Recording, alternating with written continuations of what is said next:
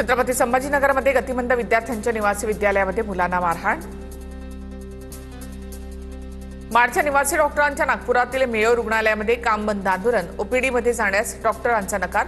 फलटणमधील महिला डॉक्टरच्या आत्महत्येप्रकरणी निवासी डॉक्टर आक्रमक। छत्रपती संभाजीनगरच्या घाटी रुग्णालयामध्ये माडच्या निवासी डॉक्टरांचं काम बंद आंदोलन। अत्यावश्यक सेवा वगळता ओपीडी आणि इतर सेवा बंद। फलटणमधील महिला डॉक्टरच्या आत्महत्या प्रकरणामध्ये माडचे डॉक्टर आक्रमक। पुण्याच्या शिरूर तालुक्यामधील पिंपरखेडमध्ये चिमुकल्यावर हल्ला करणाऱ्या बिबट्याला गोळ्या घालण्याचे आदेश। 6 ते 7 जण ऑपरेशनमध्ये सहभागी असणार। वन्यजीव रक्षण टीमच्या धनंजय कोकणे यांची माहिती। तर नरभक्षक बिबट्या ओळखण्यासाठी टीमकडे प्लॅन। मंचरमध्ये पुणे नाशिक महामार्गावर रास्ता रोको आंदोलन सुरू। आमदार शरद सोनवणे सुद्धा आंदोलनासाठी उपस्थित। आज या भागातील सर्व गावं बंद राहणार। बिबट्याच्या हल्ल्यामध्ये चिमुकल्याचा मृत्यू झाल्यामुळे नागरिक आक्रमक।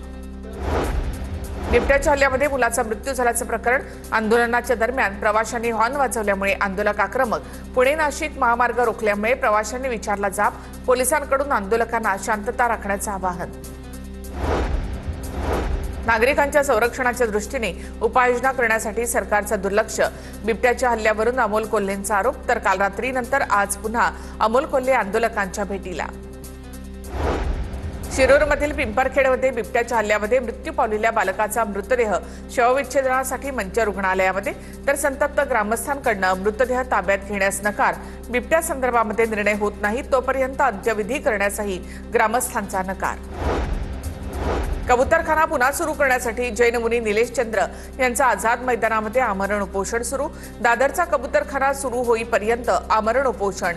गेल्या काही महिन्यांपूर्वी बंद केलेले कबूतरखाने पुन्हा सुरू करण्याची मागणी।